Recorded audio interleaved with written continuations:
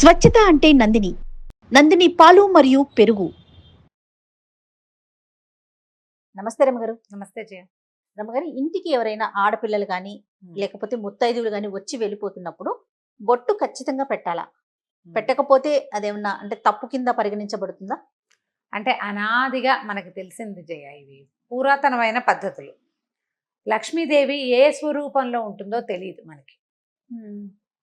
లక్ష్మిని గౌరవించాలి. లక్ష్మి అంటే ధనం అని కాదు, సమస్తమైన సమృద్ధి లక్ష్మీ స్వరూపమే.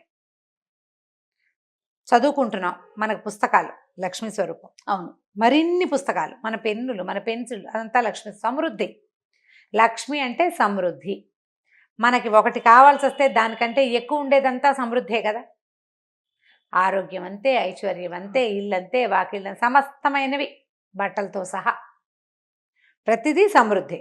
ఈ సమృద్ధిని ఇచ్చేటువంటి ఆ శక్తి ఏ స్వరూపంలో గోచరిస్తుందో మనకి కనపడదు, మనకు తెలియదు. అది తెలియదు కాబట్టి మన ఇంటికి వచ్చిన లక్ష్మికి స్త్రీ స్వరూపం ఉంటుందని అనాదిగా మనం నమ్ముతున్నాం. అవును అవును. ఆమె శ్రీదేవి స్త్రీదేవత. పురుష రూపంలో కూడా రావచ్చు పురుష రూపంలో కూడా. అందుకని దానికి మనకు అతిథి దేవో భవ అని, వచ్చిన అతిథికి తాగడానికి మంచినీళ్ళు ఇవ్వండి, కాస్త మజ్జిగ ఇవ్వండి, కాస్త అలసిపోయేస్తే కాస్త తీర్చిగా కూర్చొని అయినా చల్లగా ఉండు, ఏదైనా ఒక ముద్ద అన్నం తిను అని మాట్లాడాలి. ఇవన్నీ మనకు ముందు నుంచి అలవర్చారు.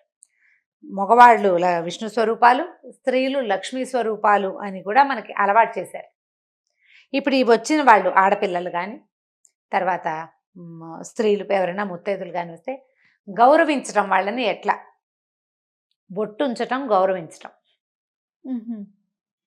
అంతే కదా. అవును, బొట్టు ఉంచి ఏదైనా ఓ పండో, ఓ పువ్వో, రవికల బట్టో, ఓపిక ఉంటే ఇంకా ఏమిటో, అవన్నీ మన దగ్గర లేవు. అయినా సరే ఏవో అరటిపళ్ళు ఏవో ఉంటాయా, 2 ఖర్జూర పళ్ళు అయినా, ఏదైనా ఒకటి గౌరవించి పంపించటం మన విధానం. ఇలా గౌరవించబడిన స్త్రీ వల్ల మనకి లక్ష్మి కలిసి రావచ్చు. ఆమె యందున్న లక్ష్మి గౌరవింపబడి మన యందు ఉండాలని భావించవచ్చు. రెండోది, స్త్రీలకి బొట్టు పెట్టడం అది ఏంటంటే, దీంట్లో ఒక చిన్న మార్మికమైన ఒక వ్యవహారం ఉంటుంది. ఇప్పుడు ఎవరో మన ఇంటికి వచ్చారు, వాళ్ళకి మన పట్ల ఎలాంటి ఇబ్బంది, అనాదర భావం కలిగిన, లేకపోతే ఈర్ష్యాసూయలు పుట్టిన ఏదో ఒక భావం కలుగుతుంది కదా. అదొక తీవ్రమైన భావం అనుకో, దాని దృష్టిపాతం మన మీద ఉండకూడదు. ఓహోహో. అందుకని ఈ నుదుటన ఉండే ఆజ్ఞాచక్రాన్ని చల్లబరుస్తాం మనం బొట్టు పెట్టి. అది వాళ్ళ దృష్టి పాజిటివ్గా మన మీద ఉంటుంది. అది పాజిటివ్గా మార్చటం ఒకటి గౌరవించటం అయితే, రెండోది వాళ్ళ యొక్క ఉద్దేశాలలో మన మీద ఎటువంటి ఆగ్రహమో, ఆవేశమో, కష్టమో, నిష్ఠూరమో, విసుగుదలో, ఏదైనా అయిష్టమో, లేకపోతే ఒక ఈర్ష్యో, ఒక తీవ్రమైన భావం కలిగితే ఆ తీవ్ర భావాన్ని చల్లబరచటం. ఆ స్త్రీలు, ఈ పుత్తైదులు లేదా కన్యపిల్లలు లక్ష్మీ స్వరూపాలు కాబట్టి ఆ వారిని గౌరవిస్తే లక్ష్మీదేవిని గౌరవించినట్లే అయ్యి మనకి మరింత సమృద్ధి పెంపొందుతుంది అన్న ఉద్దేశంతో ఇలా బొట్టు పెట్టడం అనేది ఒక సిద్ధాంతంగా అలవాటు చేశారు. అది పెళ్ళైన స్త్రీకైనా పెళ్లి కాకపోయినా కూడా అంతే కదా రమ్మగారు. పెళ్ళైన స్త్రీ ఖచ్చితంగా పెట్టాలి. వాళ్ళతో పాటు ఆవిడ చేతిలో చంటి పిల్ల, ఏడాది పిల్ల బుడ్డదానికి కూడా బొట్టు పెట్టాలి. ఆడపిల్లకి బొట్టు పెట్టాలి తప్పకుండా. ముత్తైదు పూర్తిగా గౌరీ స్వరూపం, బాలగౌరి చిన్నపిల్ల అయితే.